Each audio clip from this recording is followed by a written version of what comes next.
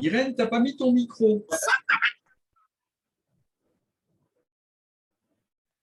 Je n'arrive pas à retrouver les 2 slides que tu m'avais envoyés corrigés. Tu veux que je te les renvoie? Oui, s'il te plaît.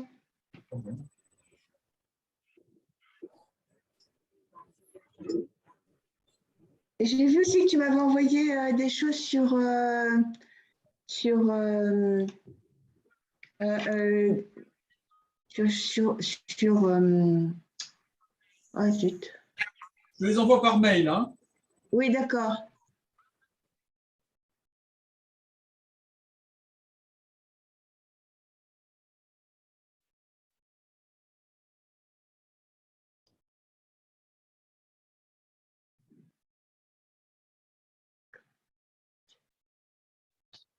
Et je pense qu'il y a aussi, tu m'as envoyé aussi aujourd'hui sur, Je ne sais pas si on en a besoin, une mise à jour de la situation aujourd'hui.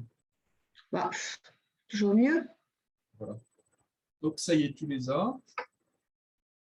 Alors, est-ce que j'ai reçu? En Gmail. Hein. Alors, maintenant.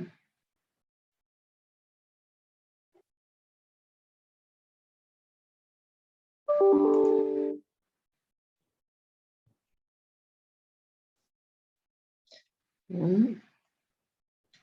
Attends, 2 secondes, hein, parce que. Je vais ouvrir le. Alors, ce que je te propose, c'est de commencer par, une petite introduction. En gros, je dis, voilà, on va vous présenter des travaux faits dans le cadre de la task force. Et ce travail va être présenté par Félix Pérez. Ah si, ça c'est très important pour me donner le nom. Si, je vais te dire pourquoi. Parce que j'ai un problème là avec mon ordinateur. Je ne sais pas ce qu'il me fait. Il me fait des.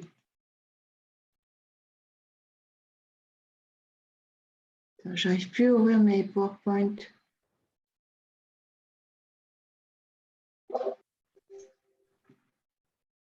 Je crois que je vais être obligée de relancer mon ordinateur parce qu'il me fait des trucs bizarres.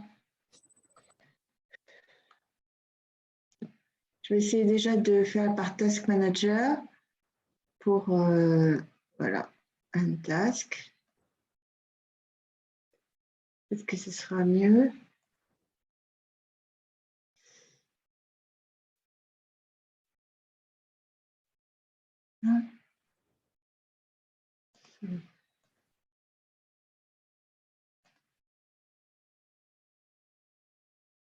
Bon, ok, je vais voir si ça marche là, maintenant, si ça marche mieux. Je vais te dire pourquoi c'est important. C'est important de te nommer et de te définir. Donc, en fait, alors, soit en 2 phrases, tu te définis toi-même, soit c'est moi qui t'introduis, ce qui est aussi peut-être.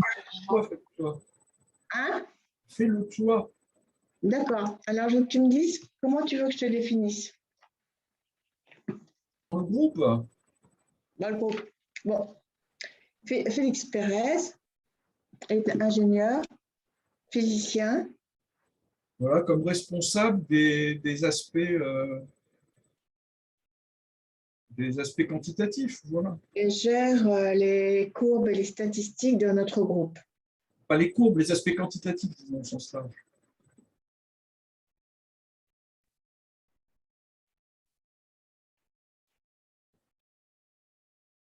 D'accord. OK. Je dis ingénieur physicien? Oui. OK. Pas la peine de dire ingénieur, tu peux mettre physicien. D'accord, alors physicien, c'est ça, c'est aussi ça que je voulais Pas la savoir. peine d'en rajouter. OK, alors, attends, j'espère que maintenant, il va vouloir bien s'ouvrir. Voilà.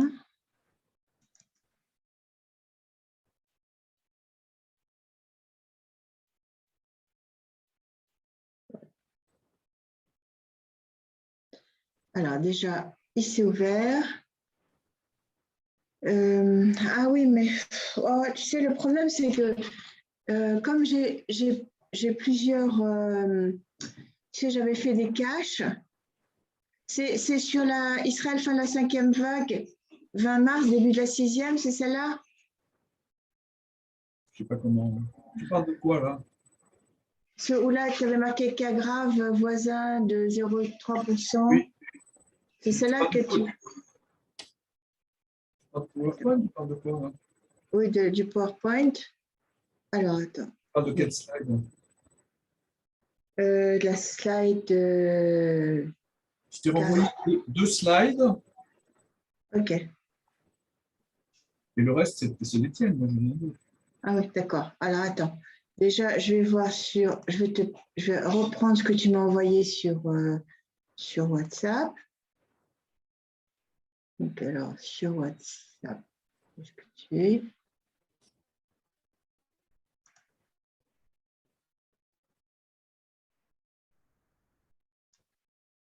Voilà.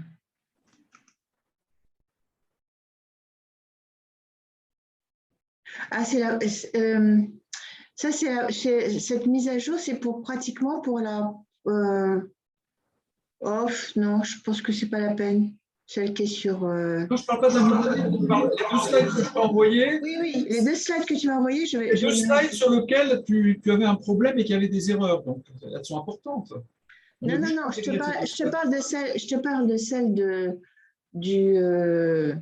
La mise à jour. Ouais. Ah, Enfin, la la mise mise à à jour. jour, on voit que ça redescend. Oui, non, non, mais ça, c'est dans le commentaire oral. Il ne faut surtout pas la rentrer dedans. C'est Ah juste bon, pour d'accord. toi. C'est pour Ah, toi. d'accord. D'accord, d'accord. OK. Alors, Ça, c'est que pour toi. C'est que pour toi. OK. Alors, déjà, Parce qu'on ne peut pas j'ai passer son temps à courir derrière les mises à jour. On ne s'en sortira Ah jamais. non, non, non, non, absolument. Alors, je vais prendre celle que tu m'as envoyée là tout de suite. Que j'ai envoyé, par contre, les deux que je t'ai envoyés, c'était des corrections. Elles sont importantes. Oui.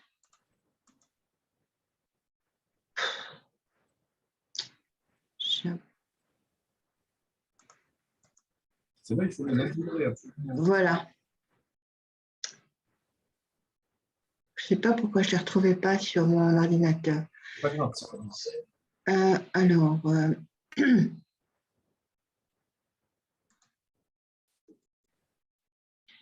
d'accord. Alors, celle-là, c'est sur la fin. Il y en a une qui est toute à la fin, la dernière. La deuxième, je crois que c'est la dernière.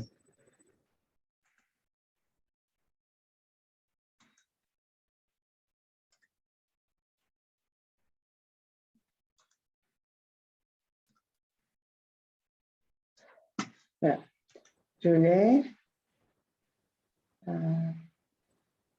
Copie. Et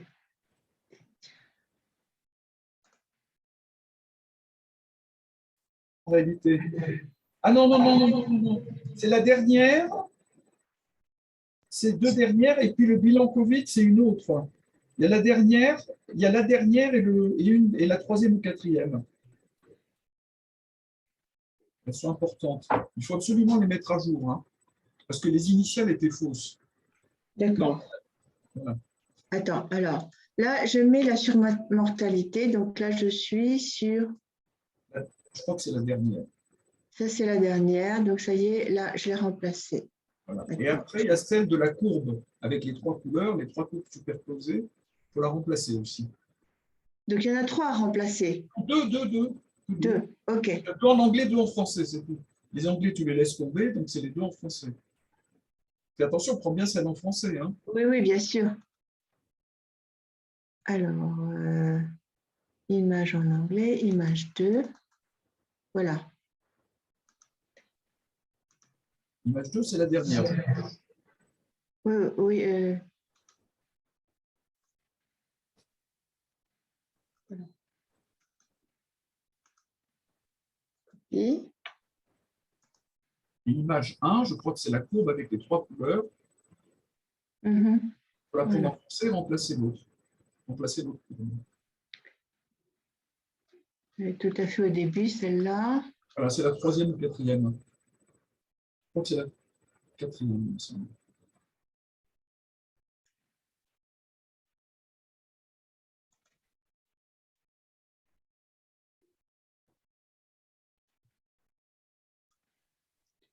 Ok. Tu l'as? Oui.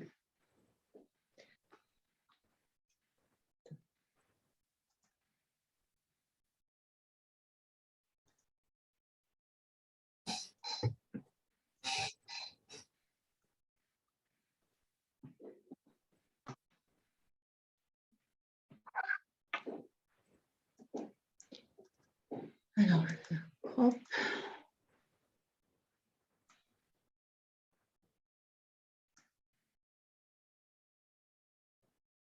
Ça y est, je l'ai, elle est installée.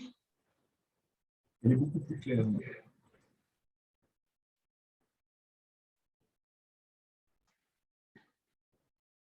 Donc là, en fait, si je regarde ce que tu as fait, tu as marqué mort par million d'habitants, pas par...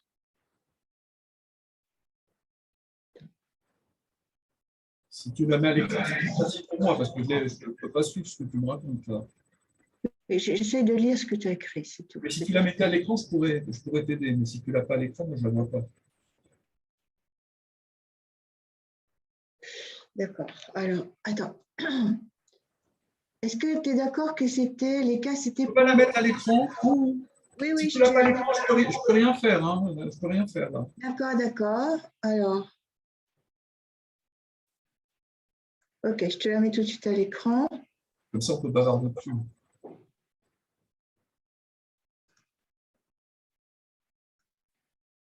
Merci. Voilà. Alors, Merci. moi j'avais fait, Voilà. tu vois, j'avais fait des petits rajouts en marquant K pour 10 millions Non, d'habitants. non, non, non, non, attends, laisse tomber, laisse tomber. Laisse tomber tes rajouts. Éclair comme ça. Mais Excuse-moi. attends, juste une chose. C'est qu'en Si bas, tu as marqué, écoute-moi, parce que moi je suis la il y a les cas par lectrice. million d'habitants, les morts par million d'habitants et les morts par cas, c'est tout. Il n'y a que Ah, ça. c'est tout par million d'habitants? Non. Il y a les morts par million d'habitants, il y a les cas par million d'habitants et il y a les morts par cas. Ah oui, d'accord. Ok, c'est simplifier les choses. Ah oui, oui, c'est beaucoup plus simple comme ça. Ok, alors on le laisse. L'échelle est relative, c'est Ah, une échelle relative. Voilà. d'accord. Alors, alors, ça c'est pareil, je vais le faire en crop. Celle-là aussi, je l'ai corrigée. Elle est beaucoup plus visible. J'ai changé de la légende. Elle était juste, mais la légende était visible. Tu avais raison. Sur mortalité brute. Non, alors, je dis sur mortalité. C'est sur mortalité globale, on peut dire. Qu'est-ce que ça veut dire brut dans ce contexte? Brut, c'est pas la surmontation. Parce qu'il y a du plus et du moins en dehors de ça. Il y a le fait de s'isoler, ben, on a moins de grippe, moins d'accidents de la route, etc. Et le fait de s'isoler, on fait dans un sens et puis dans l'autre sens. Je vais l'expliquer ce que c'est brut, mais c'est brut. C'est pas net. Bon, alors, je marque brut, global, Ouais. brut et global du Covid. Ouais. Et global du Covid selon l'âge. Voilà. Voilà.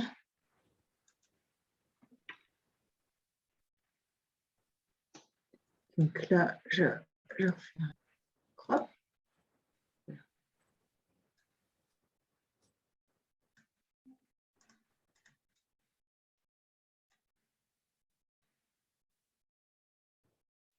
Voilà.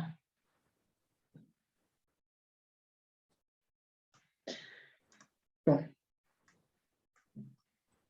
Alors, s'il y a des choses que je comprends moins, peut-être de temps en temps, je t'interromprai pour poser des questions, si ça te va. C'est toi qui manage. Hein. Ok, d'accord. Alors, on va premièrement. On fait comme si tu es une journaliste et donc tu manages comme si tu es une journaliste. Hein. D'accord.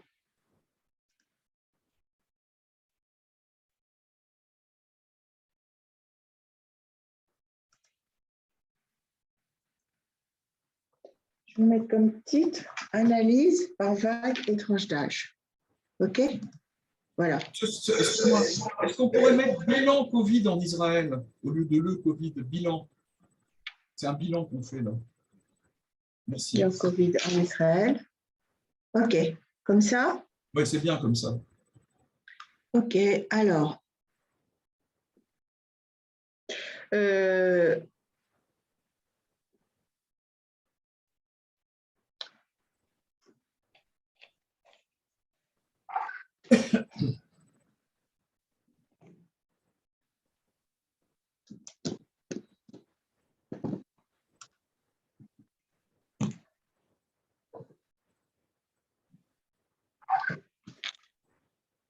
alors, on va mettre...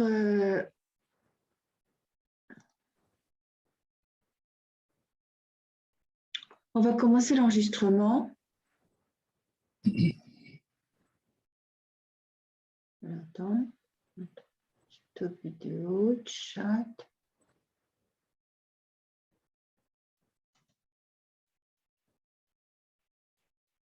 Est-ce qu'on a déjà commencé l'enregistrement?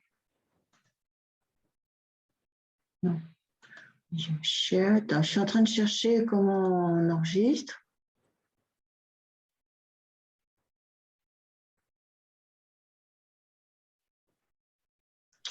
Je ne le trouve pas. Attends. 2 secondes, je sors de Stop Share. Hein. Comme ça, j'arrive mieux à savoir où se trouve l'enregistrement. Ah, OK. Ah, c'est déjà en route. Bon, très bien. Alors,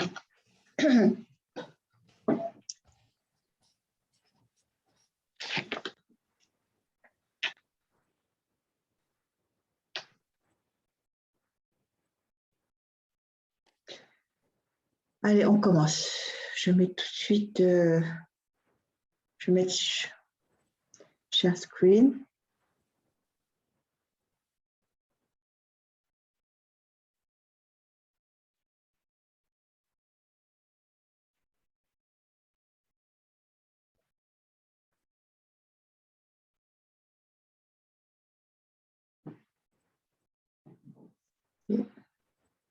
Je mets.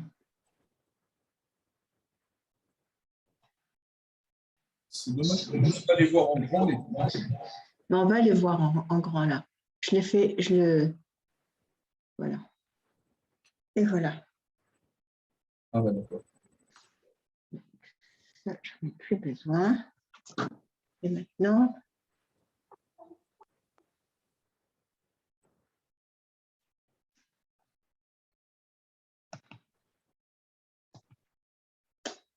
Tu les vois en grand là?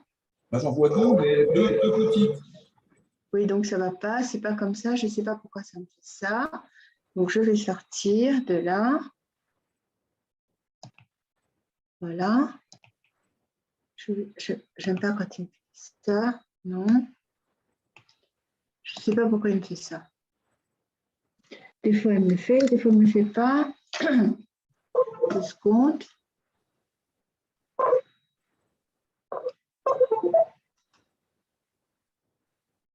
Ah voilà, c'est bien là. Là, tu as quoi? Là, c'est bien. J'ai une planche. Là, j'ai une planche. C'est parfait là. Tu as une planche sur tout le... Oui, ouais, c'est bien. Et puis nous sur le côté. C'est très bien. Une planche à gauche et nous sur le côté. Et tu as une petite planche ou une grande planche? Grande. Je te dis, c'est très bien.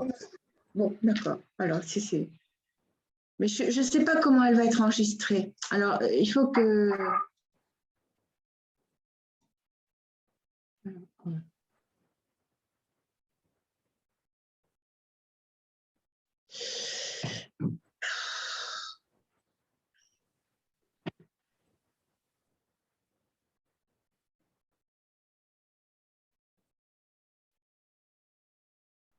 Ah, voilà. OK? C'est bien là? Oui, oui. Non, non, non, qu'est-ce que c'est que ça? Je ne sais pas. Je ne sais pas ce Là, qui c'est me... bien. Là, c'est bien. Mais là, je ne sais pas ce qu'il fait. Non, là, je ne sais pas ce qui me fabrique. Alors, je vais faire Escape. Non, là, c'est bien, hein?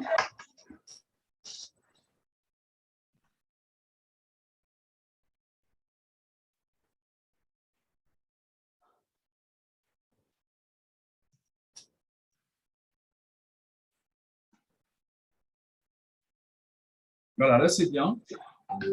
Tu vois une ou deux? J'en vois une, c'est parfait, là.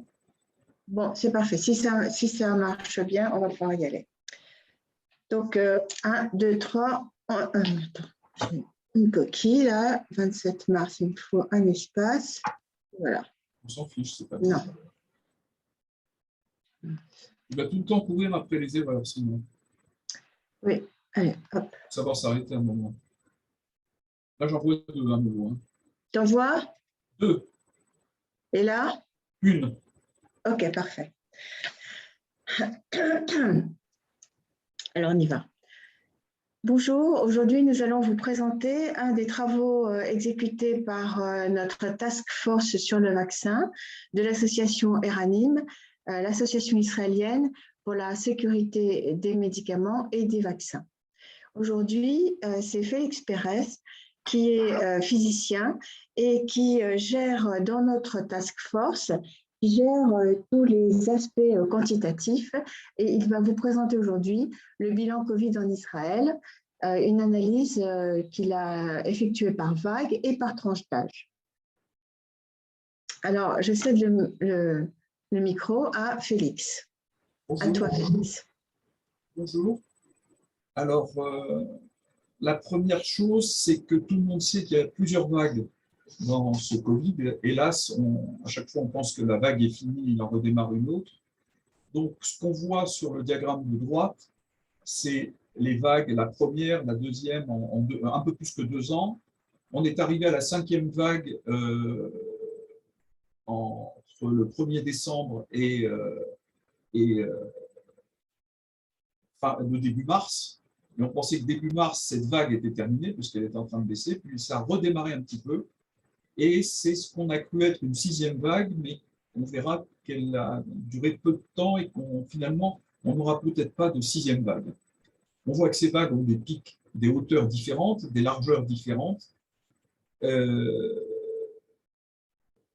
6e vague a commencé fin janvier au Danemark, elle s'est propagée en Europe, elle s'est stabilisée à mi-mars en Europe, tant mieux, cette stabilisation se confirme. Elle a démarré en Israël mi-mars, elle s'est stabilisée en Israël depuis quelques jours, donc Israël est stabilisé à la suite de l'Europe.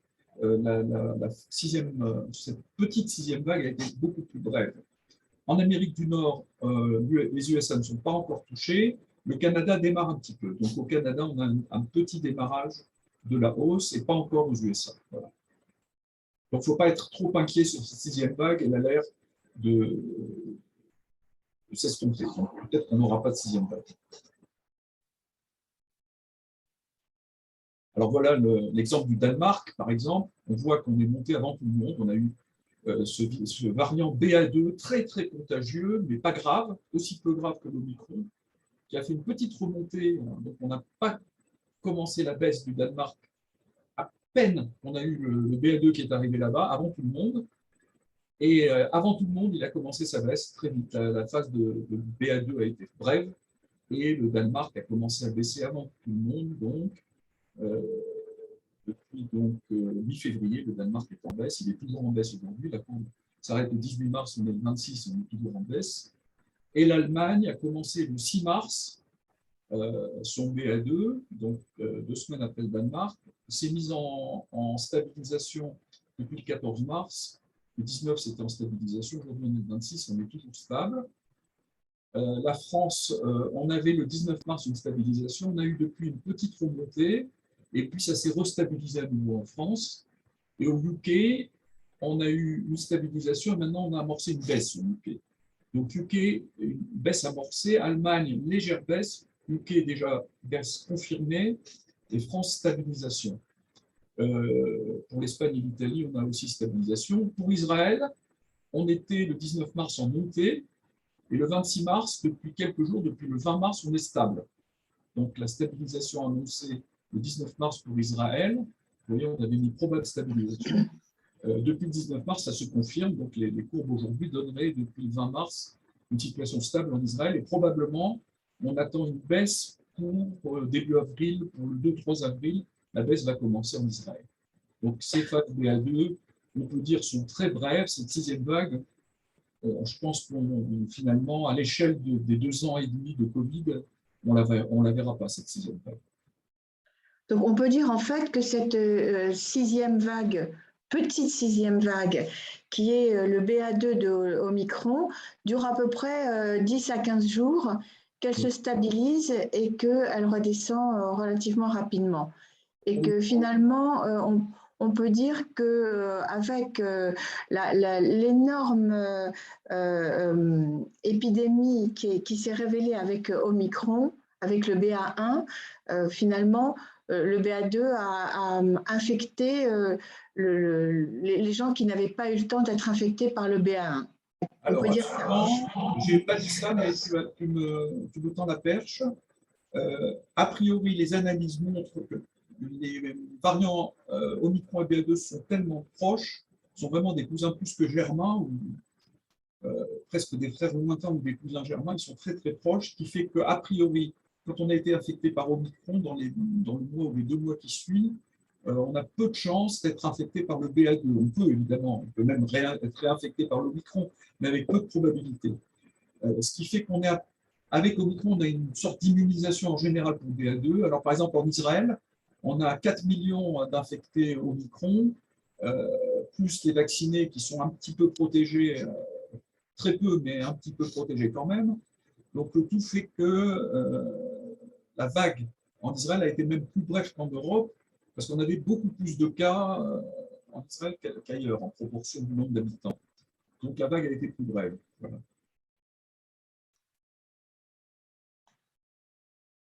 Alors voilà, c'était la remontée en Israël, mais qui est déjà en stabilisation.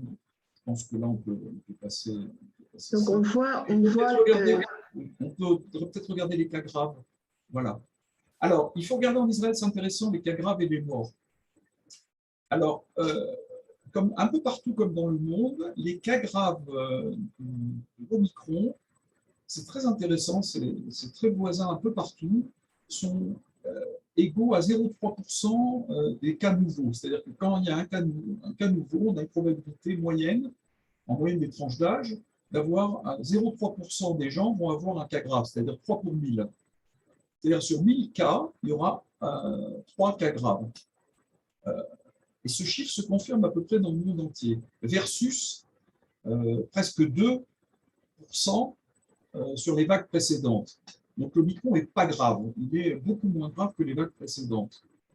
Et on voit ici la superposition, si on pronostique le nombre de cas graves avec ce modèle de calcul par rapport aux cas anciens, et si on superpose ce pronostic par rapport aux cas réels, on voit que le pronostic est très très bon. On voit que les 2 courbes se superposent extrêmement bien, il n'y a pas de tricherie, c'est vraiment une superposition. Et on voit que la superposition est vraiment excellente. C'est-à-dire que vraiment les cas graves se déduisent des cas moyens passés. C'est-à-dire on prend une semaine de cas moyens passés, on multiplie par 0,3% et on pronostique le cas grave du jour et on n'est pas loin du tout. Donc on voit effectivement, et pour les morts se déduisent des cas graves de la même manière. Ça c'est à peu près partout dans tous les pays du monde. Et là, si on a un cas grave, on a 30% de risque de mourir. C'est pas sympathique. 30% des cas graves amènent à des morts. Par exemple, quand on avait 200 morts en Israël, 200 cas graves en Israël, on avait 60 morts. Quand on a actuellement 20 cas graves, on peut avoir entre 3 et 6 morts. Quand on avait 30 cas graves, on avait 10 morts, donc 30% des cas graves. Et on voit ici la simulation, on calcule 30% des cas graves moyens passés de la semaine passée, et on superpose le nombre de morts réels, et on voit que, hélas, les 2 courbes se superposent très bien. C'est-à-dire que le nombre de morts, c'est effectivement, quand on fait un cas grave, on a un risque de mort qui est quand même très élevé. Et c'est pour ça qu'il vaut mieux éviter de faire des cas graves. Et ce qui évite de faire des cas graves, on va le voir tout à l'heure, le vaccin réduit beaucoup la probabilité de faire un cas grave.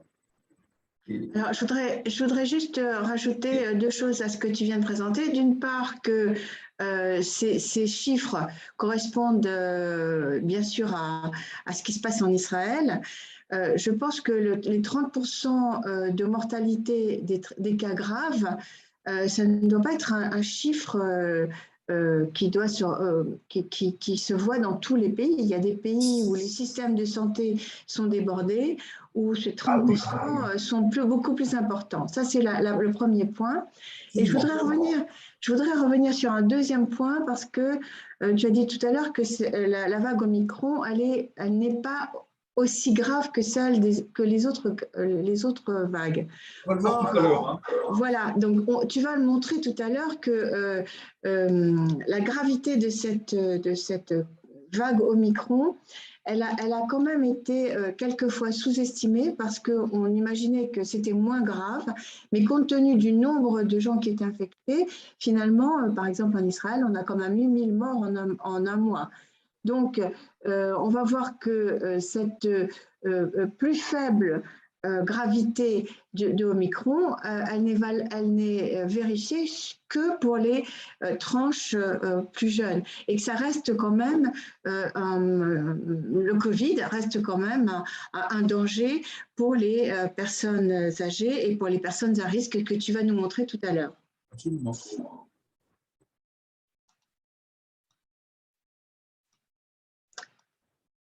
Voilà. Alors là, on a voulu faire dans le groupe, toutes ces planches répondent aux demandes du groupe. Hein. Donc cette demande du groupe, c'était de situer Israël par rapport au monde sur l'ensemble du Covid. Hein. Donc c'est l'ensemble des vagues cumulées. C'est le bilan Covid global par rapport au monde. Alors on a regardé ici les cas par million d'habitants, le nombre de morts par million d'habitants. Donc c'est comparable d'un pays à l'autre. Hein. Et on a regardé... Attends, 2 secondes, parce que j'ai oublié d'enlever l'ancienne. Alors, c'est pas grave, parce qu'après, on va faire des coupures.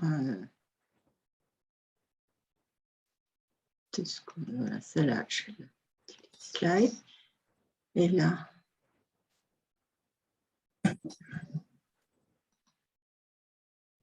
Voilà, c'est la bonne. Là. C'est celle-là la bonne, donc là je l'enlève tout de suite. Voilà. Alors je la remets à l'écran. J'ai 2 planches. Voilà. Ça va là? C'est bon. Alors tu peux y aller. À la demande du groupe, donc, on a voulu faire un bilan comparatif du Covid sur divers pays. Donc on a voulu regarder rendre des choses comparables, le nombre de cas par million d'habitants, le nombre de morts par million d'habitants, et puis, pour voir le bilan des régimes de santé, des systèmes de santé, le nombre de morts par cas. Alors, on voit déjà que le nombre de morts par habitant dépend fortement des pays. Alors, on voit par exemple le Pérou et le Brésil ont des nombres de morts par habitant très élevés, hein, par rapport à d'autres pays. On est autour de 6 et 3. C'est la courbe bleue. Hein. Alors ensuite, on a très voisins USA, Italie, UK et France, qui sont 2 à 2,5 morts par habitant, par millier d'habitants. Et puis, on descend, et on a Israël qui a un très bon bilan global avec 1 mort par millier d'habitants, donc bien meilleur que USA, Italie, UK et France. Donc c'est un très bon bilan pour Israël et très voisin du Danemark. Alors l'Australie a un bilan encore meilleur, mais l'Australie a fermé ses frontières complètement pendant 2 ans, ce que la plupart des pays ne peuvent pas faire. Alors, sur le nombre de morts par cas, on voit que c'est analogue au nombre de morts, les performances, et on voit que le Pérou et le Brésil ont des systèmes de santé qui sont un peu à genoux quand même. Le nombre de morts par cas est très élevé. On a entre 3 et 2 en échelle relative. Alors, je trouve que sur cette courbe, on a beaucoup parlé du modèle suédois. Voilà. Et on voit ici, entre le modèle suédois et le modèle israélien, puisque ce sont deux pays qui ont une population absolument à peu près identique. On voit que ce modèle suédois où on n'a rien fermé, les écoles n'ont pas été fermées, les restaurants, etc. On voit que quand même, la mortalité, elle est pratiquement le double de celle d'Israël. Donc, il y avait un prix à payer. Absolument. Alors, on voit que l'ISA, Italie, UK et France, donc des systèmes de santé voisins, on est en échelle relative de 1, alors qu'à Israël, on est en échelle relative 0,25 sur les morts par cas. Donc, on est 4 fois meilleur en morts par cas. Donc, Israël a un système de santé quand même très décentralisé, et donc très efficace, parce qu'il est décentralisé avec ses mutuelles de santé et avec ses villes. On a des grands hôpitaux par ville et des systèmes de santé avec 4 mutuelles qui gèrent chacune. Donc, cette décentralisation est très favorable. À l'opposé, on a Hong Kong qui a une mortalité colossale dans sa dernière vague, parce que tout est centralisé là-bas. Hong Kong, c'est une seule ville. Donc, voilà, la décentralisation est très favorable de ce point de vue. Donc, on voit que le Danemark est très performant comme Israël, mais ça, on sait que le Danemark a un très bon système de santé. Et l'Australie a un faible nombre de morts par cas, ça c'est lié au faible nombre de morts qu'il a tout bêtement, avec sa fermeture des frontières, mais ça, on ne peut pas forcément faire ça.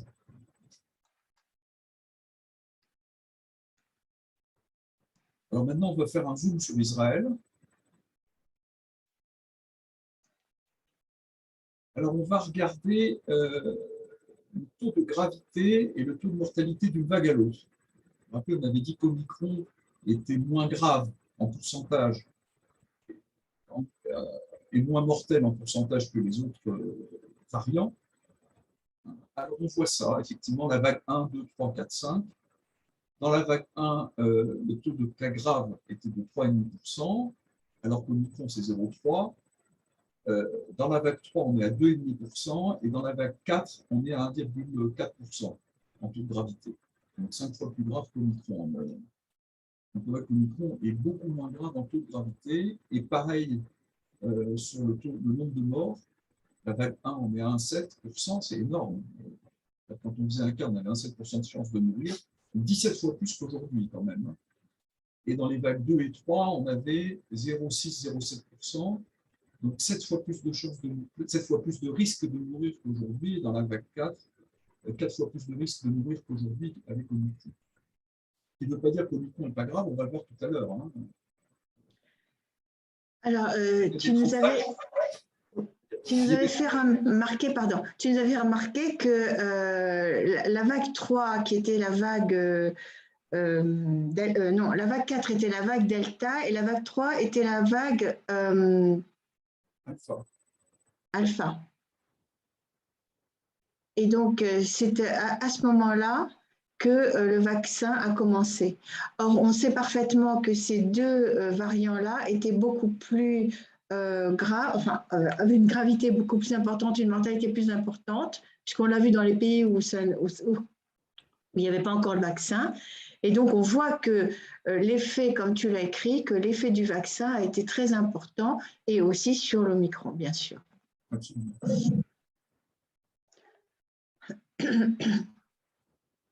Alors, là, on va voir l'effet de l'âge. On va voir que l'âge n'est pas neutre du tout. C'est un bilan global Covid Israël. Hein. Donc, sur les vagues 1 à 4 cumulées hors Omicron, on voit que la gravité est 8 fois supérieure chez les plus de 60 ans, et la mortalité également. D'accord? Ça, c'est la planche de gauche par rapport à... Tu parles de l'impact de la vaccination sur toutes les vagues. Non, sur l'âge. La planche de gauche, c'est l'âge, simplement l'âge. D'accord? Donc l'âge, on a un taux de gravité plus grand chez les plus de 60 ans d'un facteur 8, que ce soit dans la vague 1 à 4, que dans l'Omicron. Pareil, dans l'Omicron, on a une gravité beaucoup plus grande, que ce soit pour les plus de 60 ans. On va voir par tranche d'âge tout à l'heure, mais pour les plus de 60 ans, la gravité, la mortalité est plus grande d'un facteur 8. Maintenant, l'effet de la vaccination, d'accord, l'effet de la vaccination sur les cas graves. On a un effet de la vaccination d'un facteur 6 fois supérieur chez les non-vaccinés de plus de 60 ans par rapport aux vaccinés. On voit à droite 10% de cas graves chez les non-vaccinés par rapport à 1,5% chez les vaccinés pour les plus de 60 ans, hein, d'accord? Et or, on a 4% de mortalité chez les non-vaccinés comparé à 0,6% chez les vaccinés. Donc, un taux de mortalité pour les plus de 60 ans 6 fois plus grand chez les non-vaccinés que chez les vaccinés. Donc, la protection du vaccin n'est pas très grande sur la probabilité d'être infecté par le Covid. Le vaccin offre 20% de protection, c'est faible. Par contre, il offre une protection du cas grave et de la mortalité énorme. Sur les plus de 60 ans, c'est ceux qui sont touchés par les cas graves et la mortalité. L'importance essentielle de la vaccination, contrairement à ce qui peut être dit à droite ou à gauche, le vaccin est très important, on le voit dans cette courbe, il limite la gravité et la mortalité, qui ne sont pas du tout négligeables, y compris avec le micron.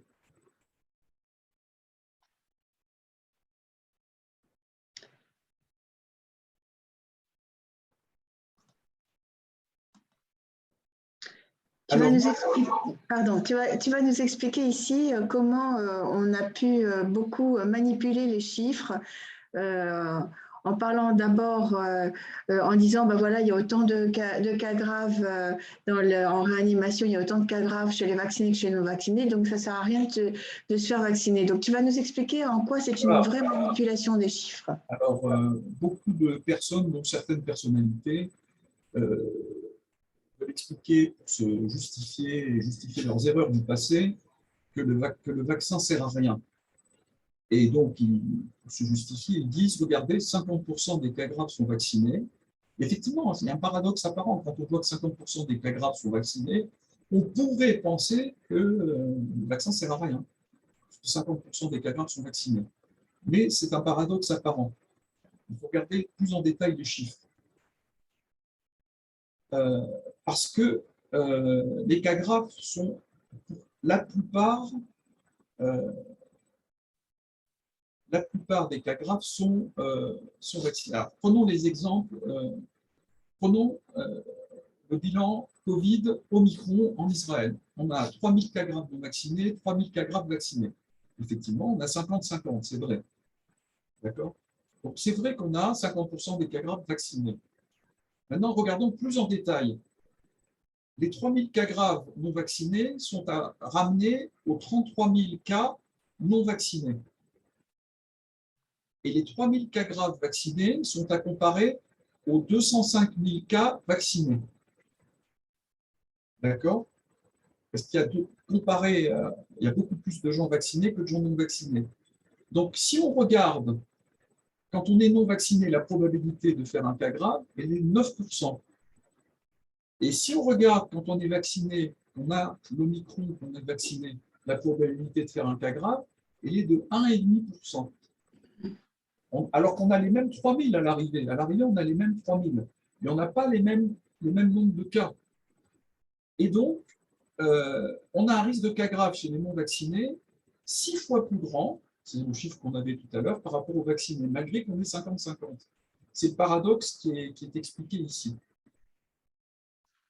Voilà, donc en fait, j'avais beaucoup aimé aussi l'image du professeur Cyril Cohen, qui donc l'exprime un peu différemment, qui disait que si on prend un village, un petit hameau de 100 personnes, et il y a à peu près 80% de gens qui sont vaccinés, alors on a 2 cas de gens vaccinés et 2 cas de gens non vaccinés. Donc on dit il y a autant de vaccinés que de non vaccinés, mais en fait, ces 2 cas, c'est 2 cas sur 20 personnes, alors que l'autre, c'est 2 cas sur 80 personnes. Donc ça donne à chaque fois… On va pousser l'image plus au bout. Alors, j'aime beaucoup ton image. On va dire qu'il y a un village avec 10 personnes vaccinées, 0 non vaccinés, d'accord? Il y a une personne qui va faire un cas grave et qui va mourir, d'accord? Elle va être vaccinée, Donc, on va dire que le vaccin ne sert à rien, alors qu'il y a 0 non vaccinés. Donc, voilà. Absolument, absolument. Tu as poussé l'image jusqu'au bout. Voilà. Alors maintenant, par tranche d'âge, là, c'est vraiment très délicat avec l'âge. Hein. On va voir que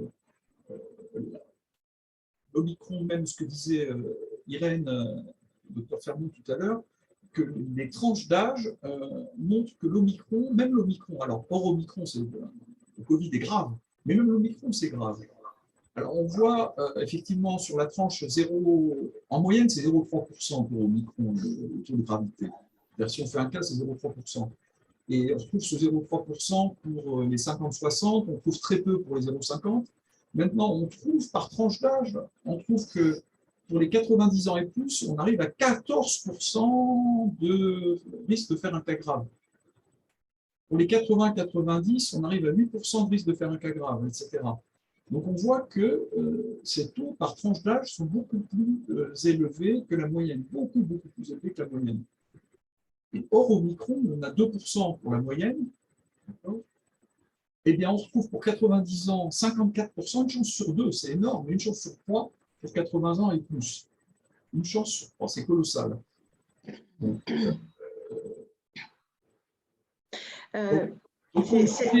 on est hors Omicron, on est 10 fois supérieur pour les 0,70 par rapport à l'Omicron et 4 à 6 fois pour les 70 et plus. C'est-à-dire que par tranche d'âge, en plus, le hors Omicron est encore plus sévère sur ces tranches d'âge-là que le Omicron. Voilà. C'est aussi ce qui a fait dire que Omicron était pas grave, ce qui est faux, puisque quand même, il y a un taux de mortalité de cas graves qui se vérifie surtout chez les personnes à risque et de plus de 60 ans. Mais évidemment, on voit la différence d'échelle. La différence d'échelle, elle s'est vue de deux façons. D'une part, sur le nombre de gens infectés qui était absolument énorme et qui donc a gommé cette différence de gravité, cette probabilité de faire des cas graves avec Omicron. Mais même avec l'Omicron, effectivement, ce que tu dis, sur des tranches d'âge 70 et plus, c'est quand même sérieux l'Omicron. Hein. C'est moins grave que le hors Omicron, beaucoup moins grave que le hors Omicron, mais ça reste des taux de 3, 8 et 14%. C'est quand même pas rien du tout. Alors, on va voir les mortalités tout à l'heure, après la pente suivante. Et on l'a vu partout dans le monde que cette vague Omicron qui était tout de suite annoncée comme étant peu grave a quand même fait des ravages au niveau des personnes à risque. Absolument. Alors sur les décès, on voit là, hein, les risques de décès. Il y a 0,1% pour l'Omicron, d'accord, en Israël, mais on voit que sur les 90 ans et plus, c'est 7%, c'est quand même colossal. Les gens âgés dans les maisons de retraite ou ailleurs, une personne très âgée à l'Omicron, elle a 7% de chance de mourir. Sur les 80-90, c'est 3%, donc c'est loin d'être négligeable. Et sur les 70 et plus, c'est presque 1%. Donc, sachant qu'on a une très forte chance d'attraper l'Omicron, c'est quand même un truc très contagieux, c'est pas un risque qu'on a envie de courir. Hein. On accepte de prendre un risque de 1 sur 100 000 en général hein, quand on prend l'avion, ou 1 sur 10 000. Mais si on sait qu'on a un risque de prendre une voiture avec 7% de risque de mourir, 3% ou 1%, personne ne prendra la voiture. Alors on voit hors Omicron, c'était encore plus grave, on avait des taux de 35%, 16% ou 6%, c'était colossal, hein, les taux de mortalité. Et quand on avait dans ces tranches d'âge-là, quand on avait 70 ans et plus, on avait presque 16% de risque de mourir en étant infecté hors Omicron. C'était quand même très très sérieux.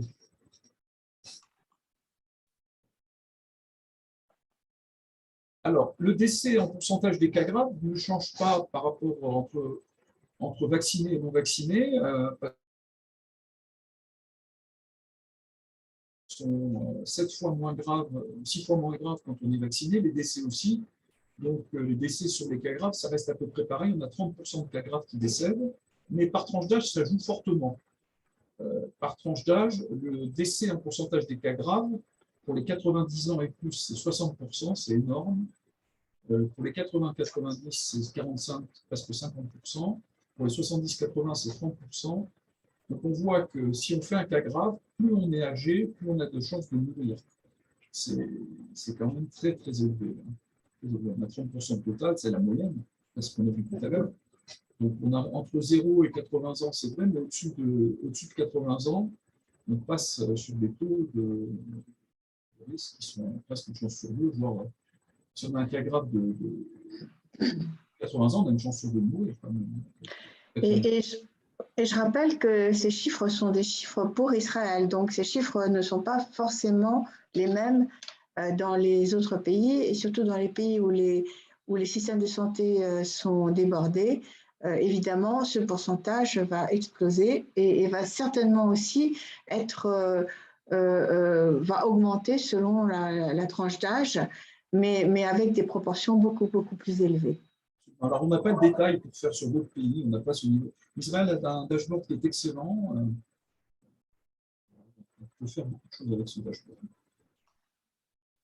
Alors, pareil, dans le groupe, il y a eu une demande, j'ai fait le nom du groupe, les différentes causes de mortalité selon l'âge, pour voir comment le Covid se situait en Israël, par rapport aux divers tranches d'âge.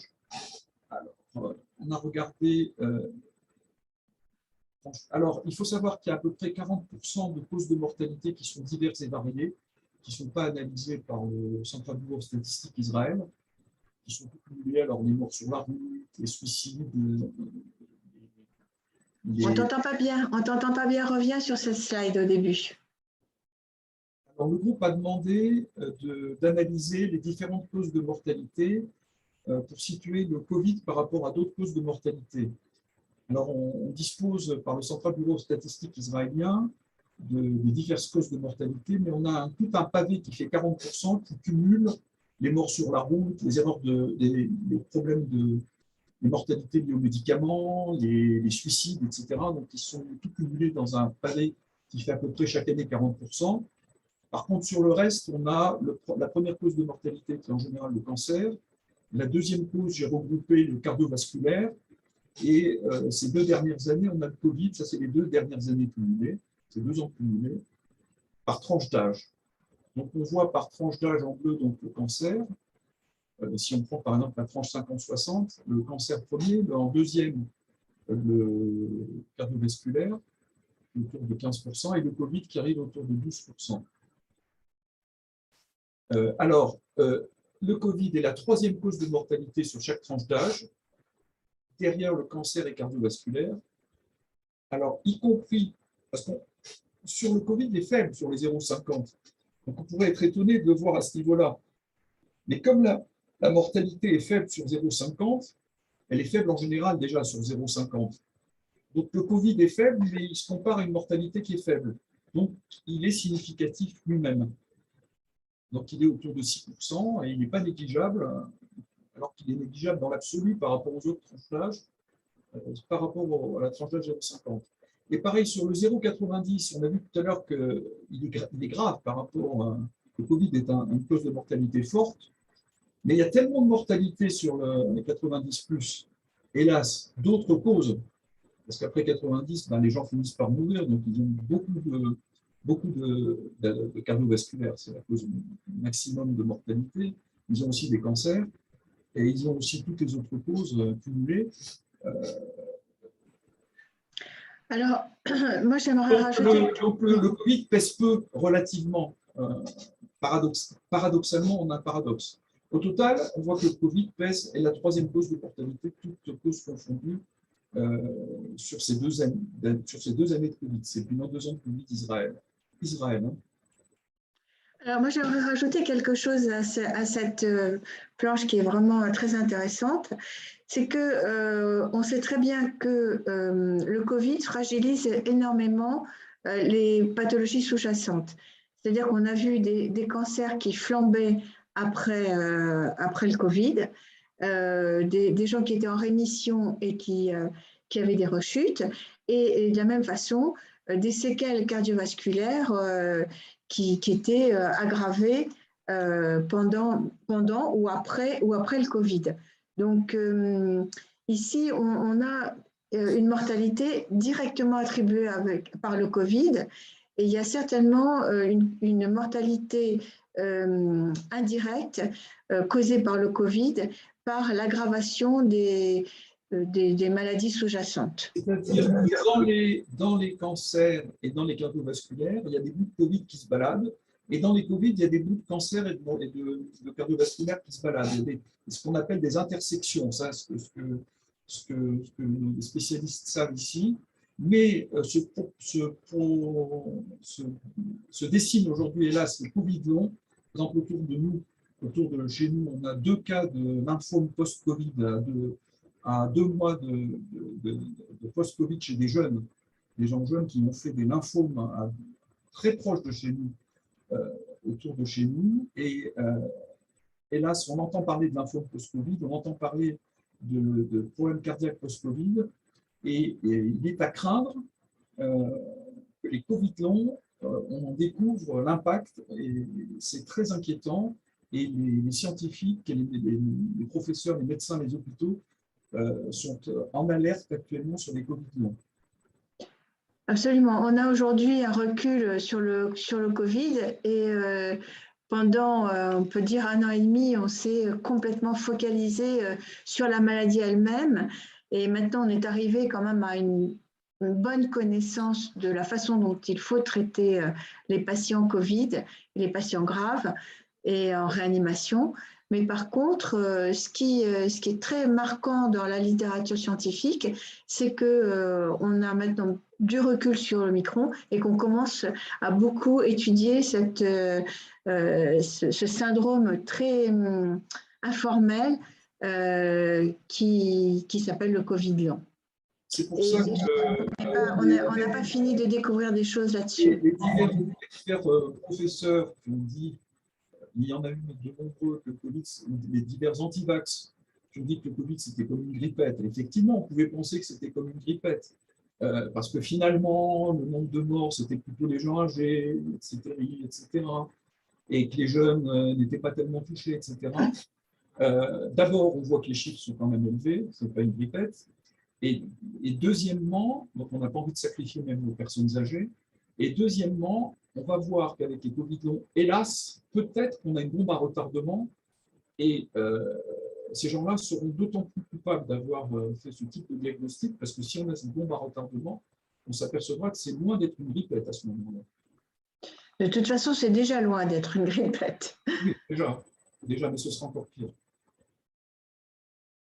Alors, on a voulu, c'est pareil, le groupe m'a demandé de regarder la surmortalité du Covid, parce qu'il y a tellement de chiffres.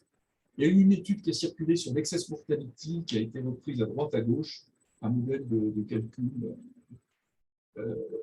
Il faut s'en tenir, d'après les scientifiques, sur les modèles de calcul des instituts statistiques sérieux, qui sont le CDC, l'OMS. En Europe, on a un institut qui s'appelle Euromomo, qui suit la mortalité, qui s'occupe que de la mortalité, et des causes de mortalité, des causes de surmortalité, et qui inclut les pays d'Europe plus Israël, c'est comme ça, et le Central Bureau Statistique en Israël. Tous ces gens-là travaillent sur leur surmortalité et sur la surmortalité du Covid. Et c'est ces gens-là qui sortent des chiffres sérieux, pas liés à des modèles de calcul, mais liés vraiment à des chiffres, des statistiques sérieuses et scientifiques. Donc, la surmortalité du Covid, on peut regarder que la surmortalité brute et globale du Covid. Alors, d'abord, effectivement, il existe effectivement une excess mortalité du Covid sous-estimée, mais ce n'est pas celle qui est liée à un modèle de calcul. Les gens jouent là-dessus. C'est celle qui est liée aux pays qui sous-estiment les chiffres de mortalité du Covid. J'entends par là la Russie, l'Iran, la Chine, la Turquie, des pays qui sont souvent des dictatures et qui, pour des raisons politiques, sous-estiment leurs chiffres. Alors effectivement, là, on a effectivement une sous-estimation des morts du Covid. Mais ce n'est pas lié à des modèles de calcul, c'est lié à des raisons politiques. C'est pour ça que je n'ai cité aucun de ces 4 pays tout à l'heure. Et il y en a d'autres de pays de cette nature. Il y a des pays, par exemple, qui n'ont pas des systèmes de santé comme l'Inde ou l'Afrique du Sud, ou l'Afrique du Nord, l'Inde ou l'Afrique, qui n'ont pas de système de santé apte à mesurer réellement la mortalité Covid, c'est-à-dire à faire la part des choses. Donc cela, ce n'est pas pour des raisons politiques, c'est pour des raisons liées à des systèmes de santé défaillants. Donc, il y a une sous-estimation de la mortalité du Covid, mais pas liée à des modèles de calcul, liée à des pays qui ne savent pas la mesurer ou qui ne veulent pas la mesurer. Maintenant, pour les pays qui savent ou qui veulent la mesurer, on peut calculer la surmortalité brute du Covid. Alors pourquoi brute? C'est qu'il y a une surmortalité du Covid qui est l'effet Covid, le nombre de morts du Covid comparé au nombre de morts normal d'une année normale. C'est ce qu'on va voir ici, c'est ce qu'on appelle la surmortalité brute. Maintenant, il y a d'autres effets dans un sens et dans l'autre, mais qu'aucun modèle ne peut calculer parce que ça dépend du pays, de la culture, et c'est très qualitatif. Il y a un effet favorable du Covid, hélas, c'est le fait qu'en s'isolant, on a eu moins de grippe, on a eu moins de morts sur la route, on a eu moins de contacts, etc. Donc moins de morts qu'on a usuellement une année normale. C'est un effet favorable du Covid, entre guillemets. Il y a eu dans l'autre sens un effet défavorable du Covid, indirect, qui est le fait que avec le Covid, on a reporté des opérations médicales, on a reporté des mammographies, on a reporté des examens dentaires, on a reporté des examens du cancer, on a reporté tout un tas d'examens médicaux, tout un tas de choses qu'on n'a pas fait, qu'on aurait dû faire. Et donc, on a créé des gravités de cas qui sont sous-estimées. Donc, ça, c'est effectivement des effets indirects du Covid, mais qu'aucun modèle ne sait, à mon avis, mesurer.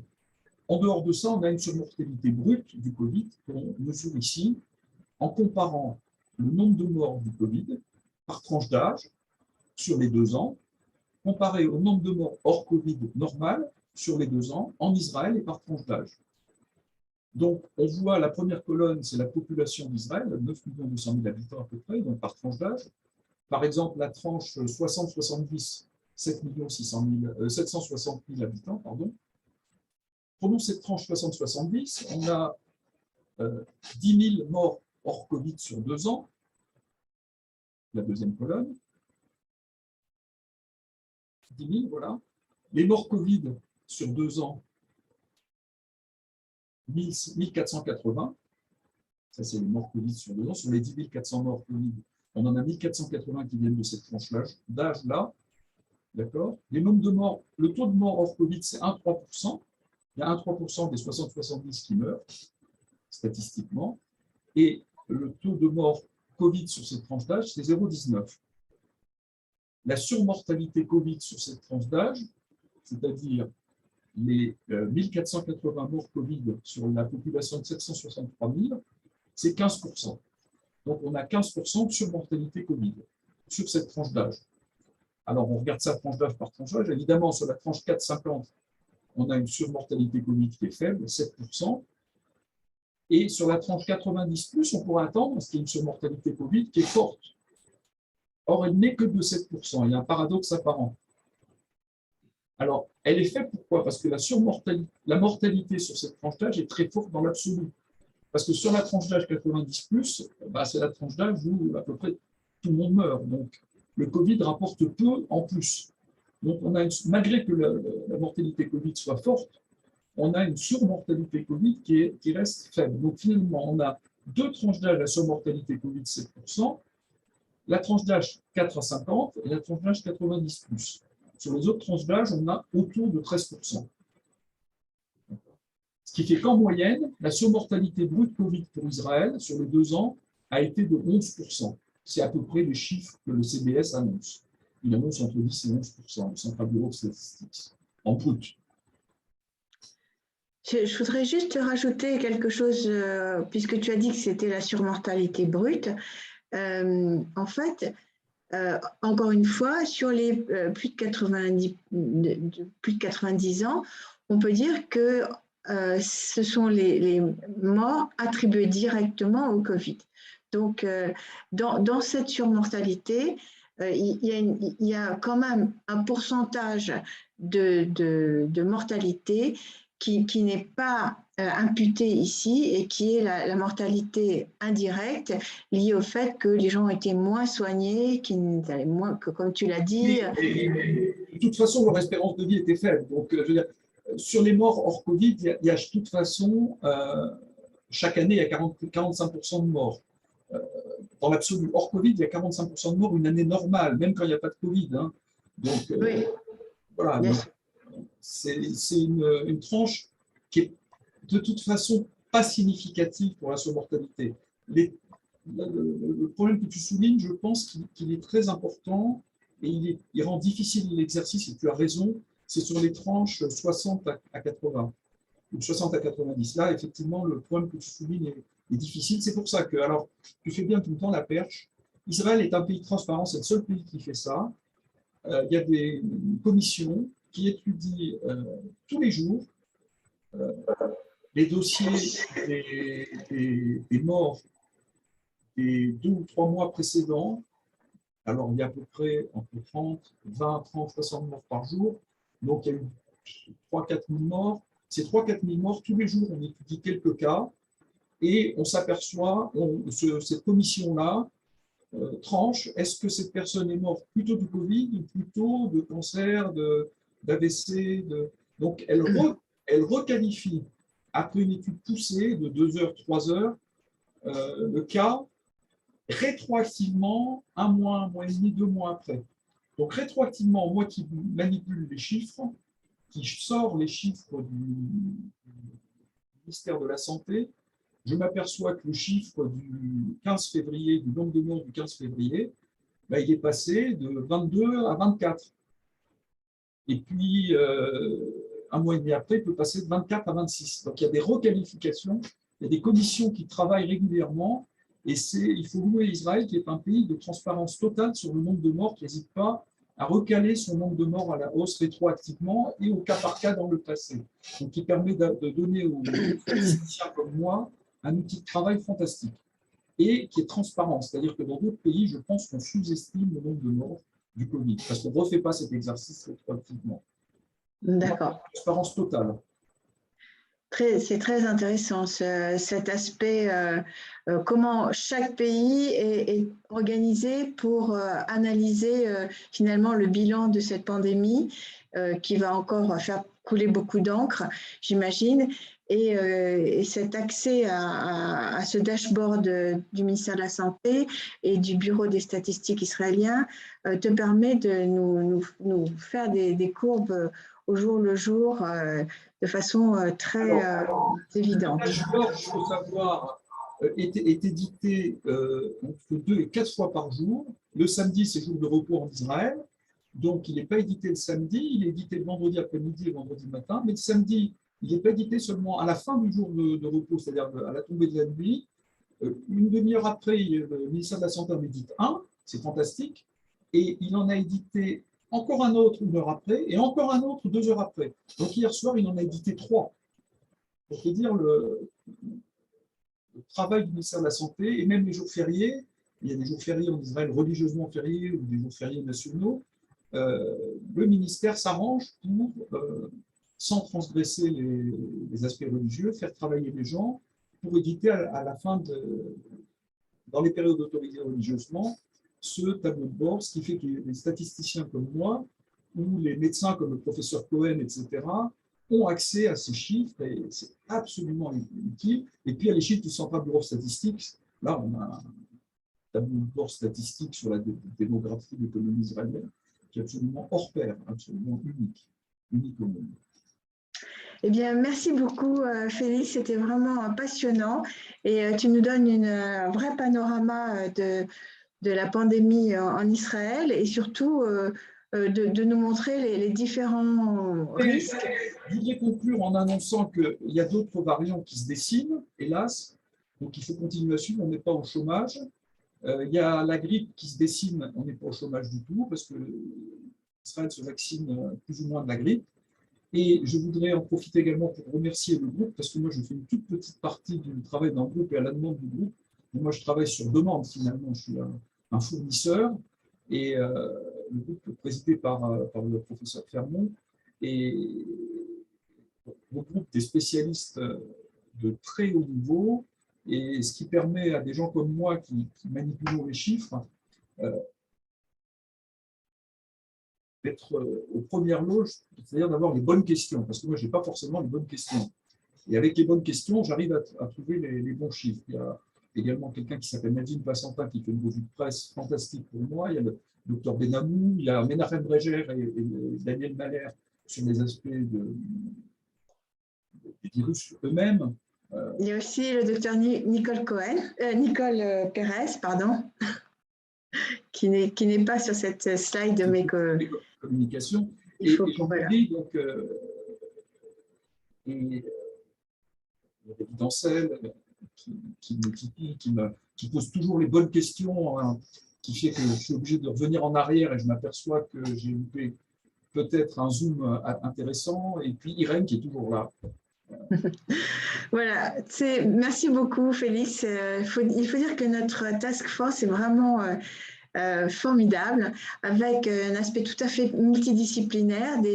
Il y a toute une partie des gens qui sont des auteurs d'articles, de questions-réponses, des médecins, des pharmaciens, vétérinaires, des gens qui sont spécialisés en pharmacovigilance, pharmacoépidémiologie, des physiciens, des spécialistes en chirurgie, en cardiopédiatrie, en virologie, en génétique moléculaire. Donc, en fait, on a des auteurs et des conseillers qui sont vraiment… Et un informaticien, Michel Rothenberg. Et nous avons tout un aspect qui nous permet de communiquer et qui sont surtout tout ce qui est la traduction de nos articles et de nos questions-réponses. Il y a l'aspect administratif avec un webmaster, Michel Rothenberg, qui nous organise ce Zoom, Roland Metzger qui s'occupe de tout ce qui est Facebook et LinkedIn, etc. Et puis, on édite une revue de presse régulièrement, faite par Nicole Passantin et par le docteur Nicole Pérez, et que je vous invite à suivre. Alors, quels sont nos… J'ai oublié de citer Ayala Livné qui nous donne la température à Basra. C'est fondamental. Et Dov Livné qui fait aussi notamment les traductions en anglais. Absolument. Et donc, si vous avez envie d'en savoir plus, premièrement, vous pouvez voir toutes nos vidéos sur notre site Internet. Nous avons un site Internet en français et en anglais, donc vous pouvez avoir accès aux deux. Vous pouvez nous écrire aussi si vous avez des questions. Nous publions sur les groupes WhatsApp une revue de la littérature et une revue de presse. Et si vous voulez vous abonner, vous pouvez juste nous envoyer un WhatsApp sur ce numéro. Et puis, juste un dernier mot sur le fait que nous sommes membres du réseau Vaccine Safety Net, qui est un réseau de l'OMS qui a organisé un réseau de 100 membres, de 100 sites Internet qui donnent de l'information de qualité et scientifique et claire sur les vaccins. Et donc, nous, on vient d'être membre de Vaccine Safety Net avec des gens, des associations, des organisations très prestigieuses comme le CDC américain, comme American Academy of Pediatrics, John Hopkins School of Public Health, Brighton Collaboration, en Europe, Paul Ehrlich Institute et bien d'autres. Donc, en fait, nous sommes très fiers de ce label. D'académie, comme Irène Fermont, le docteur Fermont est modeste, elle n'a pas mentionné qu'elle était rentrée très récemment, elle avait été admise très récemment à l'Académie de pharmacie, donc on peut la féliciter. Merci. Merci Félix. Et eh bien, nous allons continuer à vous proposer des vidéos de ce genre et nous vous remercions pour votre attention. Au revoir. C'est bien, hein? C'était très bien. Il faut faire l'anglais maintenant.